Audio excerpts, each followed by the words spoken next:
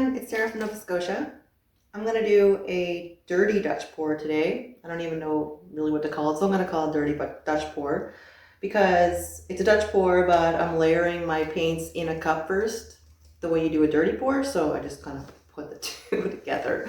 I'll show you my paints first. So I'm going to use all these colors. Consistency is, I'm going to show you. I'm a little different than other people. I don't know, I had to find my own style, I guess. I mix it a lot thicker than you normally would for a Dutch pour. A little thinner than, like, say, a ring pour or whatever. My base coat is the thinnest. Now I mix that, it's still a lot thicker than you normally would, I think, most people for a Dutch pour. But if you drizzle it, it's just that it doesn't leave anything on the top. And the other colors are thicker. Let's see. So, see, if you drizzle, you definitely get some on the top. This is the same consistency that I use for pretty much everything, and I did a video on paint mixing, and I'll link that in the description, but this is how I mix in that. This is how I use my colors, because I don't want them to blow like crazy. I don't want them to mix really much, or mix a lot, and I want more control. So I find that works for me. This is like how I'd use for like a flip cup, or I might go a little bit thicker for a ring pour, but that's still pretty good. So colors that contrast the most are the ones that will mud the easiest. So I'm going to layer those in different cups. So I'm going to keep, so blues, reds, and purples can all go together because like they just mix well. Blue and red makes purple, so they're fine. Green has yellow in it, so I'm going to keep that separate, and this gold. So I'm going to layer the green and the gold in a separate cup than the rest, if that makes sense. And then I'll do that, and then if I add more later, I can add separate if I want one color here and there, and you'll see as I go. So I think I'm going to layer, I'm not sure how much I'll need, to be honest. It's a pretty big painting. It's a 24 by 48. It's gonna cover this whole space here. I think I'll do 3 of each.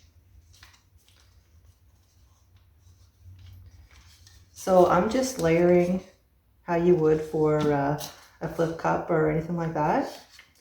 And now these are thick enough that the paint doesn't run through the layer under it. I mean, I should have used clear cups, I guess, to show you better, but yeah, see, they're just laying on top of each other.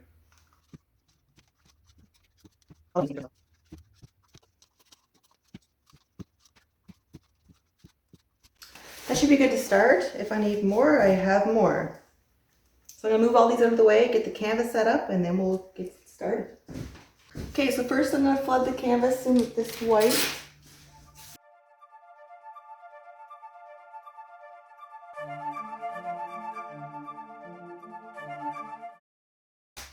Okay, I'm gonna start with the layered cups.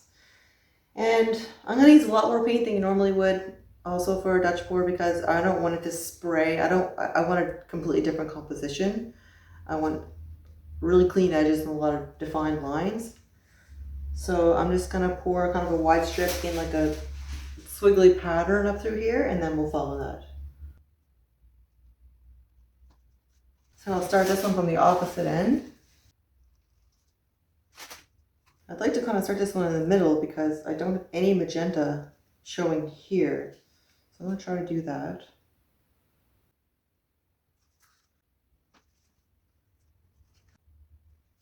Now I just put a little white in the top of this cup, the gold and green. I want to do a thin strip of white through the middle, and then hopefully by then the colors will start.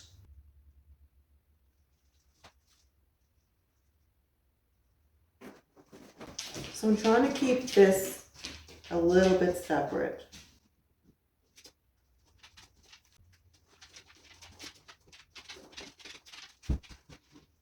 Now I want a bit of white on either side of this color strip.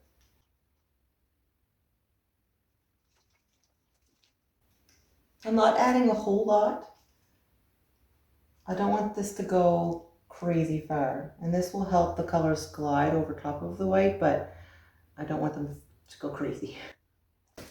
So I'm gonna be really careful with the hairdryer, and I don't have an attachment on this because I'm not looking for that fan type of an effect. So I'm just gonna go through, follow the path I have, and just kind of exaggerate it.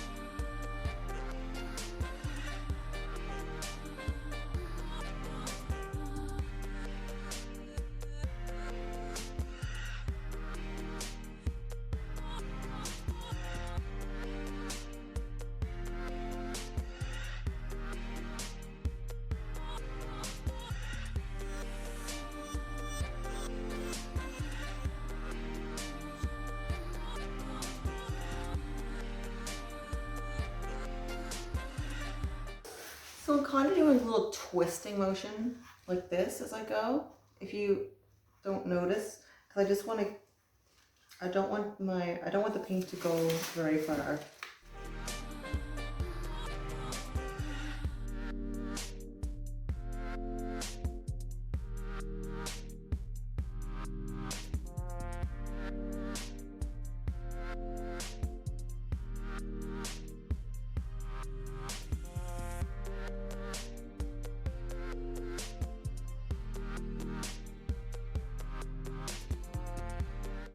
So I think I want to add a little more, there's a little too much green happening here. I'm just layering another cup like I did with the blue. So since I don't want, I'm only going to put it in this little spot here. I'm just going to give this a quick little stir with a stick, just like an X. And I'm going to just add a little here. A tiny little bit of white too. Now same thing, a little bit of twisting, so I want the air to hit it just briefly.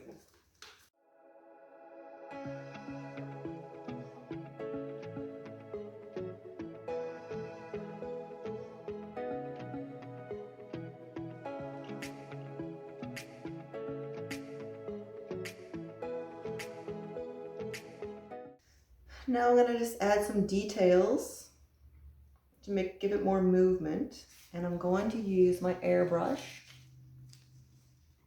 You could use a straw, but I get way too winded, so I'm using this.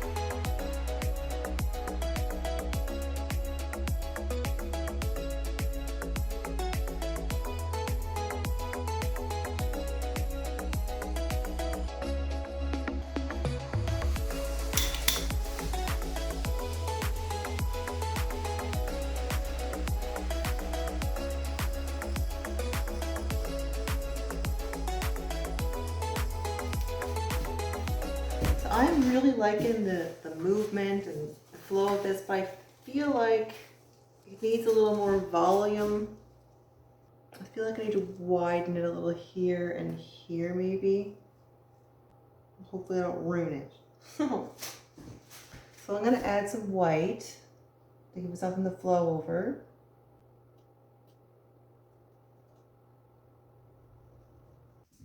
And now I added some of the blues and magenta, blue, magenta, and purple. I'm just going to add a little there, here, and then put a little white with it.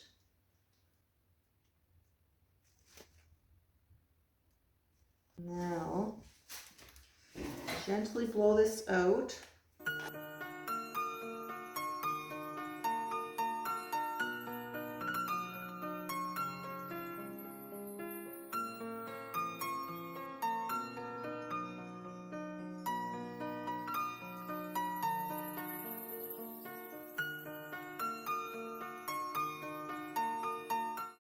That looks much better to me, I think. Now I'm just gonna add a little detail. I'm not gonna do much because I really like how that landed. I may actually use the hairdryer right here.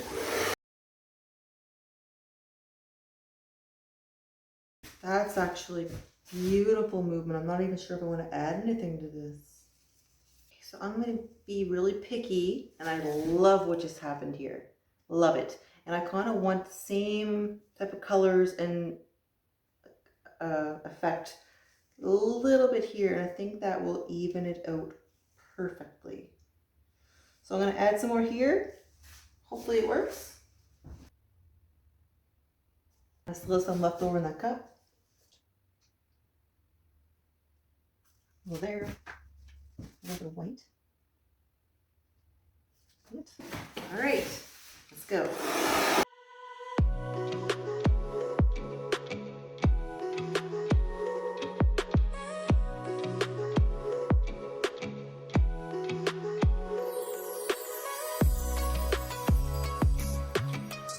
Yes, this is really good now. I'm really happy with this now.